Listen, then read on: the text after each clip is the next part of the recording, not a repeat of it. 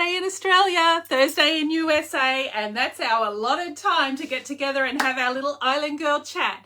So who have we got out there today? I see one. Anybody else? Hey, Kimberly. How are you? Hey, Jennifer. How are you? Until you put in a comment, I don't necessarily know who's there. Sometimes Facebook tells me and sometimes not. Hi, Mary.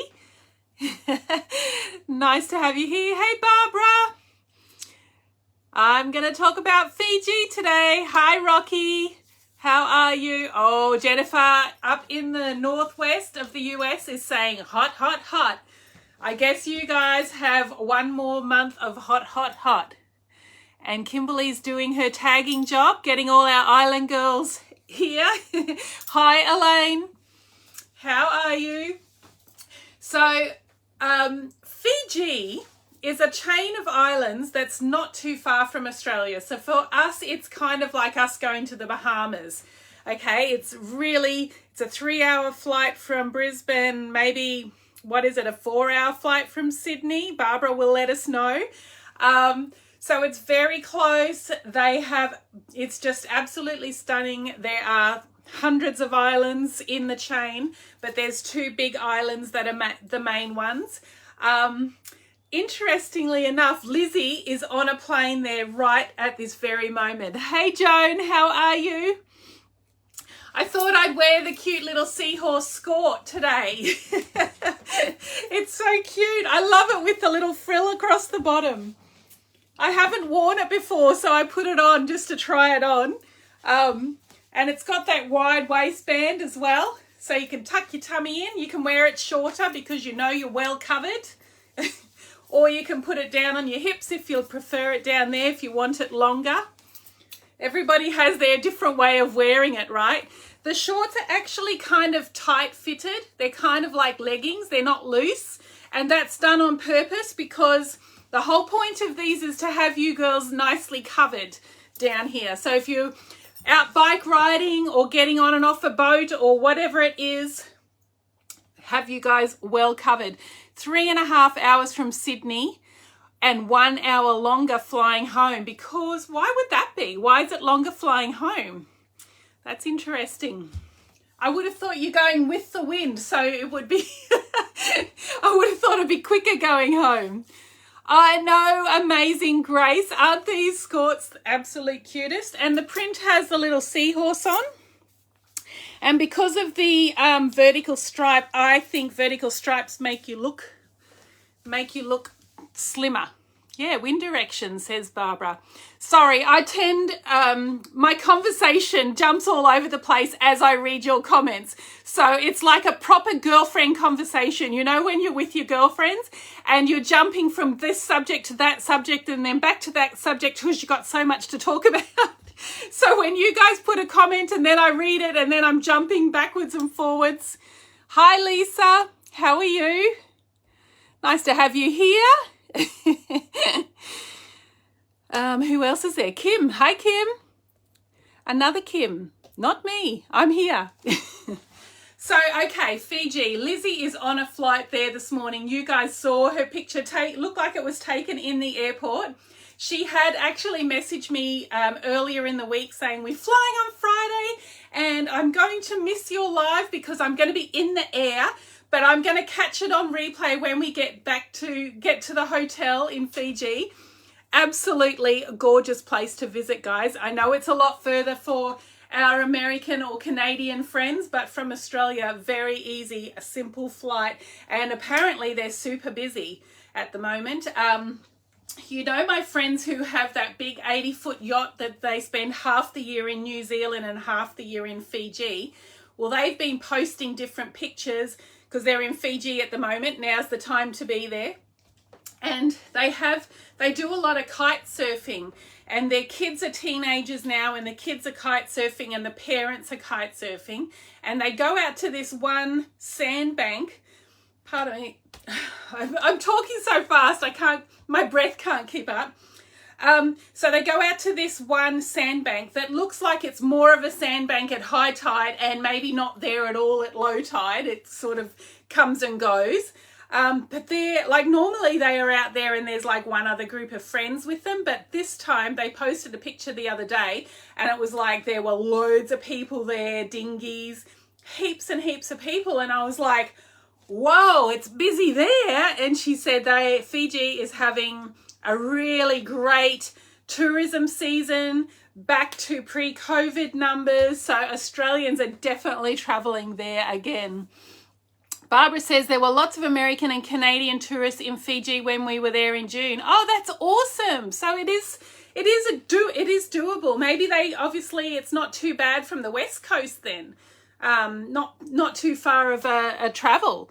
It's absolutely beautiful. If anyone has the chance to go, Fiji, highly, highly recommend. And maybe, maybe when Lizzy comes back, or maybe she's probably going to post some photos while she's there, and she takes super cute photos. So, and Barbara also has shared loads of photos of her trip from Fiji, which has been amazing. So when I was 7 years old, my auntie and uncle had a boat, and they were kind of like these hippies traveling around. So we're talking late 70s, right? And they had this boat that they had bought my uncle had built it with a group of his traveller friends, and these guys, they took turns going to work in the mines and some of them building the boat. So some of them were earning money to put into the boat while the guys back home on the boat kept building the boat. And it took them a couple of years, and then they set sail. It was built in Perth, which is on the west coast of Australia, and they sailed it around to the east coast. And then they did this massive trip all through the Pacific. In the meantime, my Auntie Jane, who I actually look quite like, it's quite funny now that I'm 50, often we take photos of the family and I look at that photo with me in it and I'm like, oh, how nice, Auntie Jane's here, because I just look like her. And everybody laughs because, yeah, you look like Auntie Jane. So that is my dad's sister. So they met in Australia, I think just before they went sailing through the Pacific, and they sailed across to New Zealand and they got married in New Zealand. Now, I was a little girl and my Auntie Jane with these big adventures, just, it was like, wow to me. We saw, the only photos we saw of their wedding, she was wearing like a red dress and a white cardigan, and instead of at their reception they threw the wedding cake, they had a wedding cake fight like like crazy. Like, who does that? That is like next level adventurous. And their first baby, my cousin Jessie, he was actually born in Fiji. So off they went. I think Auntie Jane, when she was pregnant with Jessie, I think Uncle Mick might have sailed the boat up to Fiji with his mates, but Auntie Jane flew because she was pregnant and not up for a long passage. So Jessie was born in Fiji, and I actually visited them on the boat in Fiji with my dad. So I was only 7 years old. I remember Mum taking me off to have my passport photo taken, to get myself a passport. Oh no, back in those days, your passport, I think, was actually in your dad's passport or your mum's passport. You were just put in with your parents. And I had my school uniform on in the passport photo and two cute little plaits. So cute. I'll see if I can find the pictures. And off we went. I don't know how long I was there for. So it's like clear memories of Fiji. And in those late 70s, they wouldn't have had many tourists visiting. It was like golden memories. And the Fijian people, big black faces with the biggest smiles, and they just loved me. And every time we went ashore and we went to the markets, that I would just get swamped and everybody would want to say hello, and they were these big, I just remember the biggest smiles. We went to the markets. They would give me, they would pick hibiscus off the trees there. Now, I had grown up in Wollongong, which is kind of a cold place. Well, it's not cold, but it's not very tropical. So I hadn't really seen hibiscus. And in Fiji, the hibiscus was like as big as my face. Like as a little 7-year-old, it was just like I'd never seen anything like it. And these lovely ladies would pick hibiscus and give them to me. And I was just so fascinated with this giant flower. And of course, when the sun went down, the flower closed, and that was that. In fact, I remember being given a hibiscus as we boarded the flight to come back home to Australia. And I was like, I cannot wait to give this to my mum, who hadn't come on the trip with us. I want to save it and give it to my mum because it's the most beautiful flower I had ever seen. And of course, as soon as the lights went out on the plane, the flower closed up, and that was the end of the flower. Poor mum missed out. So just a magic trip to Fiji and staying on my auntie and uncle's boat. And of course, that must have planted a seed in little 7-year-old Kim's little brain, because I was always fascinated with sailing after that. Actually, my dad was too, because he came home from that trip and he went and bought a little tiny 22-foot trailer sailor. Now, I don't know if that's what you guys call them over there, but a trailer sailor is this tiny little boat that you can put onto the back of a trailer and tow home and store it at home, and then next weekend out it comes again, and off you go, and you launch it at a boat ramp and go sailing for the weekend. So our first one was a tiny little Clipper 22. It was tiny. The only person who could stand up inside that boat was my little sister Christy, who was only about 3. So we would all go off on these trips, but you couldn't walk around the boat. We all kind of slept, I don't know, Mum and Dad had a kind of a 4-peak, you know, the V berth up the front, and then my sister and I slept on one of the 2 couches, and then Mum would pack all that away the next day. But of course, Mum couldn't walk, so if she had to get around the cabin, she was like this. And every time you needed anything, Mum would ask Christy, can you just pass my bag? It's over there on that shelf, because she couldn't get to it. So yeah, amazing start to what ended up becoming a part of my life, which is kind of funny, you know, thinking back through the times. So right through till when I was about, I don't know, 14, my dad did buy a bigger trailer sailor, but always a trailer sailor so that we could tow it up to more interesting places. And we went all over different parts of Australia. We sailed on lakes. We sailed on the Sydney Harbour. We sailed on the Hawkesbury River, different rivers. And of course, 3 times, my dad took us out of school for 3 months over the winter months. And we drove for like 4 days up to the north coast of Australia, where all the beautiful islands are. And he launched the boat, and the family spent, you know, 3 months cruising around on these tiny little islands. My dad, at the first trip, he was kind of clueless. And luckily, there were some other cruisers, other sailors that Mum and Dad met and became good friends with.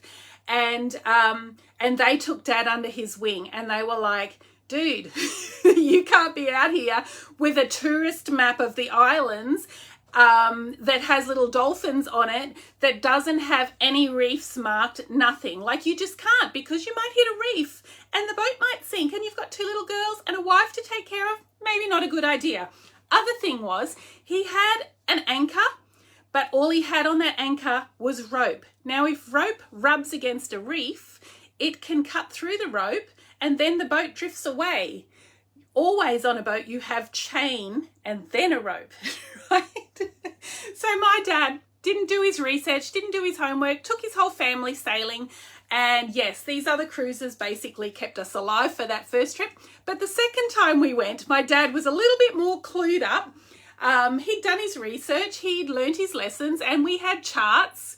And he knew he'd done a navigation course by that time. He learned how to navigate. He went home back to our little town, Wollongong, and learned how to navigate. Handy skill if you are sailing in between reefy islands. So yeah, interesting start, but the most amazing memories of my life. Like, I just grew up, those were absolutely the happiest memories of our family. Every day we were swimming. I actually have a journal that I had to keep as part of our school. We didn't really do much homeschooling. We learned our times tables. We had to read a lot.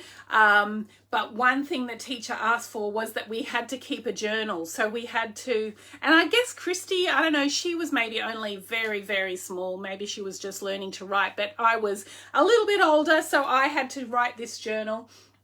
And it's so funny. I've still got it somewhere, but there's pictures and also words. And it's like Friday, you know, the 20th of June, 1978 or what, 1980 maybe.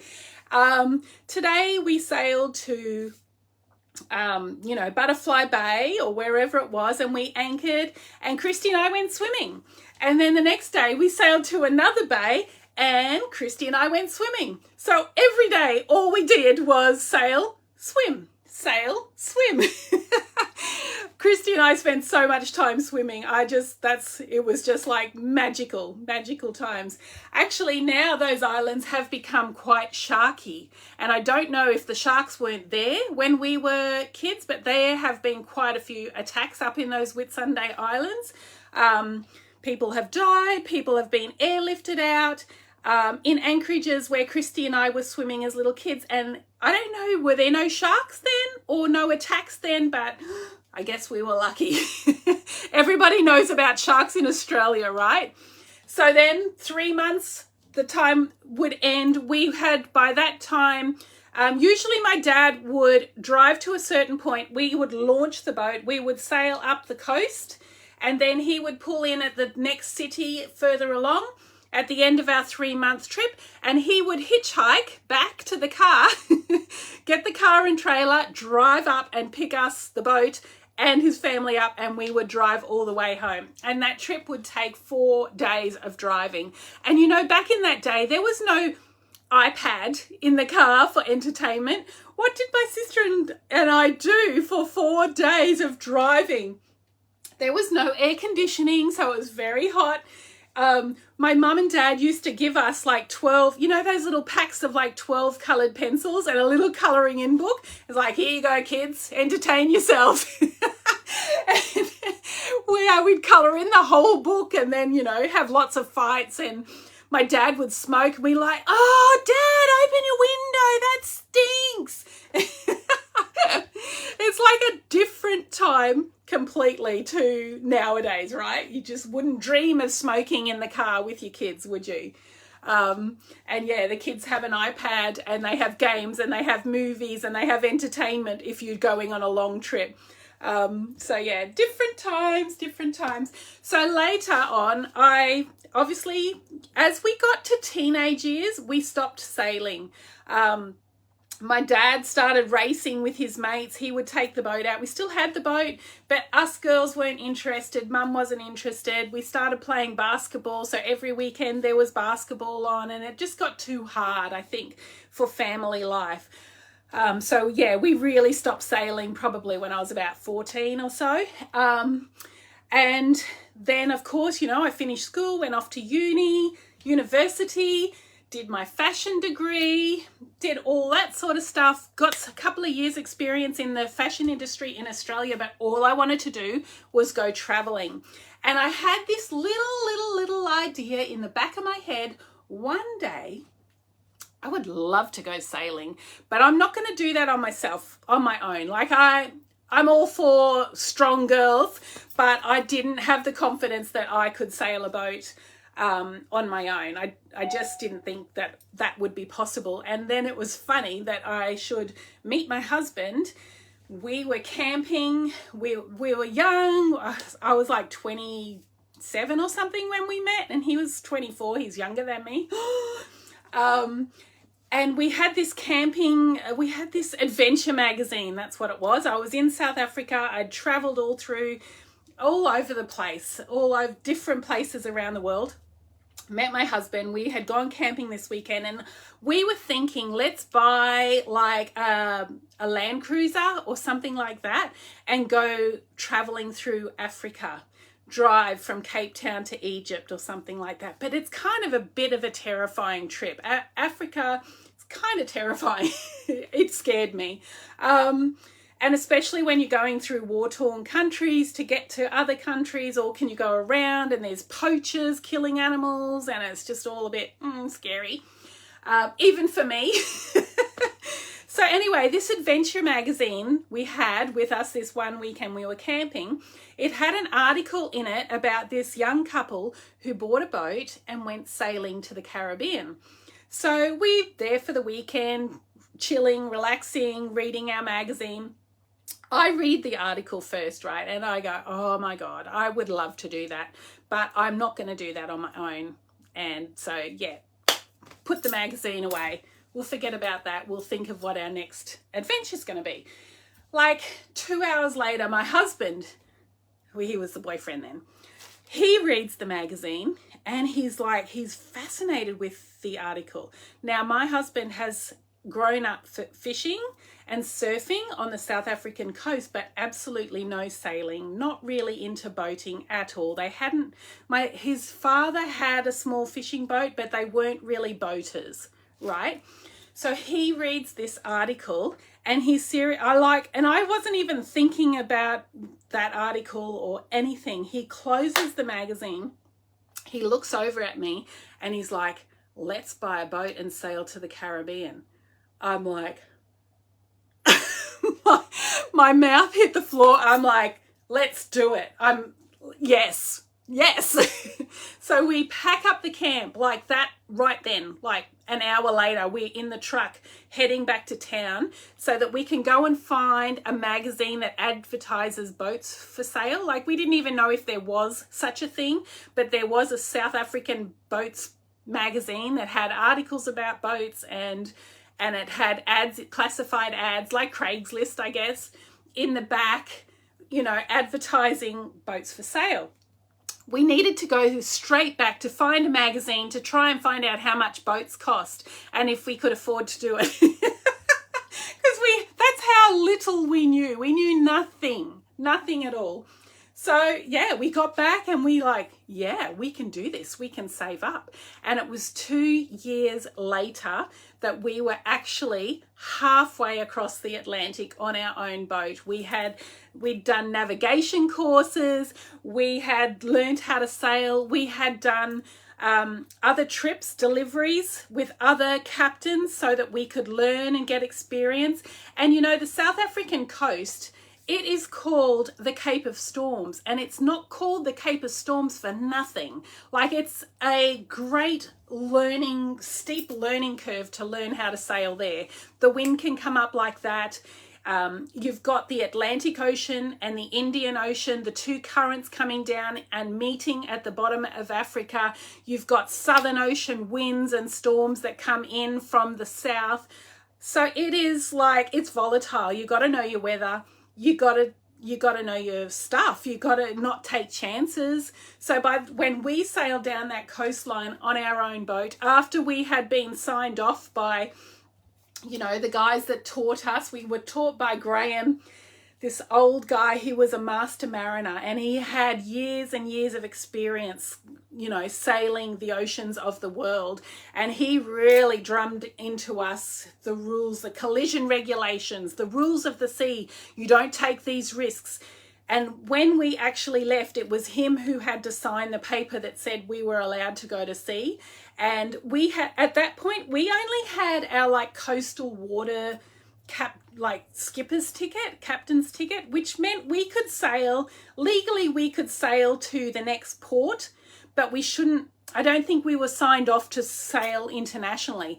But Graham knew we were ready, and he was a tough old sea dog, and he knew that he had trained us, he had taught us everything, he knew we weren't risk takers, he had given us the knowledge. it was now time for us to go do our thing. And we just, yeah, he signed us out and we sailed to the next port. And after you get to the next port, you're not in his jurisdiction anymore, right? So you're free to go, sort of thing. So yeah, just sailing down the coast to Cape Town was enough to put hair on your chest, right? But we were very careful. We played it very, very safe. Basically, in South Africa, the weather can be so volatile that you just got to wait. You can't be in a hurry. So there was only there was Mossel Bay, and we stopped in Hans Bay and then Cape Town. So there was really only about 3 or 4 ports to get down there. So it was like a 2-day sail between each port. So you needed to wait for weather that was going to have the wind and current that took you in the right direction, and it wasn't going to get too crazy and no storms were going to come up while you're at sea. Of course, not everybody always picks that right, but that's the aim of your game. You're trying to wait for perfect weather where hopefully you're safe. And we just waited. I tell you, we were nervous, we were young, we were green, and we weren't taking chances. We had done our homework, and we spent sometimes 3 weeks in a port waiting for good weather to come so it was safe to make the next 2-day passage to the next port. So just interesting times learning along the way. And these are the sorts of things that I did as a youngster, you know. I was adventurous. I wanted to sail. It had always been a little dream in the back of my head that I didn't think was going to happen. And yeah, the stars aligned. And yeah, out we went to do some crazy, crazy stuff. So the other thing is that Fiji, when I had first been traveling before I met my husband, I had been, you guys, some of you have already heard the stories, but I had cycled around Britain. I had hiked through Greece. I had rough camped, slept on the side on beaches and on the side of like different places in a building site even, as we traveled through Greece on a budget, because Greece was like so expensive, so we thought. This is with my sister. I'd traveled all through Egypt and Israel. I had worked in the fashion industry in Egypt for a year. Then I'd gone to America, and I drove from Miami to Eureka, California on my own in 10 days. I drove all through the different states across Utah, New Mexico, Texas. It was an amazing trip, but yeah, on my own. It was exhausting and yeah, scary at times. But my next trip from the west coast of America, I had actually bought a ticket to go home for Christmas, and I had been gone nearly 2 years at this point, and I couldn't wait to get home to my family. You still there? I'd been gone nearly 2 years, and I just wanted to get home. But in the meantime, I booked a stopover from the west coast of the US to visit Fiji on my way home, and my family all came from Australia. It's like the opposite direction. We met in Fiji, and we had a week or so, 10 days in Fiji, and it was just magical time. Them arriving at the airport, the tears after having been away for so long. Just phenomenal, amazing memories, and Fiji really is a spectacular place. I need to go back. I need to book a holiday. You know, maybe I need to buy a boat. Wouldn't that be nice? So you guys could all come sailing with us. I would love that. Do you think maybe I could do my lives from a boat in Fiji? Wouldn't that be fun? Yeah, maybe that's what we should do. Or maybe, yeah, Gail just said, follow your dreams. She loves my adventure stories. Follow your dreams. Maybe my dream is to go sailing again. Does anyone want to come with me? Wouldn't that be fun? All right, guys, there was an email that went out this morning with a free sarong weekend discount code. Spend $70, you'll get a free sarong. Do you know how it works? You'll see, it should be in your inbox. If you're on our mailing list, it should be in your inbox. You put $70 worth of items in your cart. You put a sarong, you choose a sarong, put it in your cart, and then the code is FREE, FREE, all in capitals, sarong with a capital S and then all smalls, and then weekend with a capital W, weekend, the rest of the word is small. So that's the code. If anybody didn't get enough island love in last week's big flash sale, then there's a free sarong for you for this weekend. So maybe you want to get the cute little skort. Has anybody got this already? What do you think? It does, maybe it's probably a bit shorter on me than it would, but remember I'm 5'10", everybody. So for the ladies who are new and don't know me so well, I'm 5'10". Everything looks short on me. And yeah, it's actually, you can wear it lower as well, or you can wear it higher because it's got this double elasticated waistband that makes it all flat. Gotta love anything that hides my tummy. That's my motto. Did anybody see that cute little thing that I put on my story on Instagram? If anybody wants little sneak peeks of what's happening for 2023, the last 2 days in a row, I have posted some dreamy, cute embroidered tunics that are coming next season. So have a look there if anybody knows how to check the story on either Instagram or on our Facebook page. And I would love to hear what you think. And I will keep showing you little snippets, little sneaky snippets of what's coming. All right, guys, have a lovely weekend. Does anybody want to win anything? Actually, I need a favor. Last weekend, we did the giveaway. I almost forgot to announce a winner. Eventually, I did it like on Wednesday or something. Dorothy Young was the winner. Can anyone tell me what it was I was giving away? Because I can't remember. I was trying to watch the video back because I couldn't remember what it was that was giving away. Okay, this week I think we should give away a skort. Okay, the question, what can the question be? So to win this skort in your size, whatever size you are, answer the question. I guess we could just do, what is the name of the islands that I have ranted and raved about today? Easy peasy. Put it in the comments, 1 entry per person. I will tally them all up. I always use random.org to choose the winner. So what we do is we put all your entries into an Excel document and each row has a number. If there's, say, 60 entries, then I go to random.org and I type in 1 to 60 and then generate, and it chooses a number, and I go back to the list and see who is that number. So that's how I choose a winner. It's not me choosing my bestie, because you're all my besties. No favoritism in this family. Yeah, that's how I choose the winner, using random.org. So good luck with your entries.